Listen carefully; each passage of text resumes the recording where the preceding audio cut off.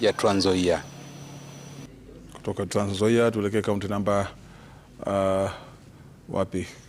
Bungoma. Huku tunaarifiwa kwamba wakulima katika eneo bunge la Sirisia, kaunti ya Bungoma, wamelalamikia uhaba mkubwa wa mbolea aina ya top dressing, hali ambayo imeanza kuathiri shughuli za kilimo na uzalishaji. Wakulima hawa wanasema serikali imekuwa ikisambaza mbolea kwa kiwango cha chini katika ghala la mazao na nafaka ikilinganishwa na idadi kubwa ya wakulima kutoka eneo la Sirisia, Mount Elgon, Kabuchai na hata kaunti jirani ya Busia.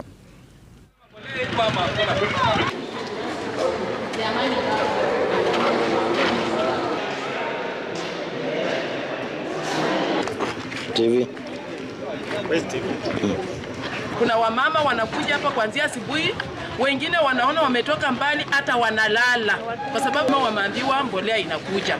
Mama anashinda hapa, analala hapa kwa sababu ya mbolea. Sasa ukiangalia kwa hii cereal board ya Tamlega, hapa kuna kahawa.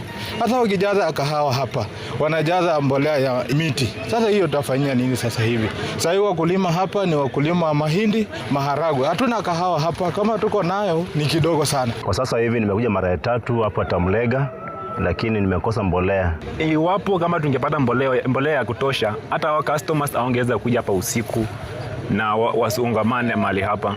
Mbolea ikiwa ya kutosha kwa store, tuna serve kama customers wakiisha, wanajua kesho pia watafanya nini, watapata mbolea. But sasa wakisaviwa ikifika saa 5 mbolea imeisha kama siku ya leo, unaona nitapata changamoto kubwa sana.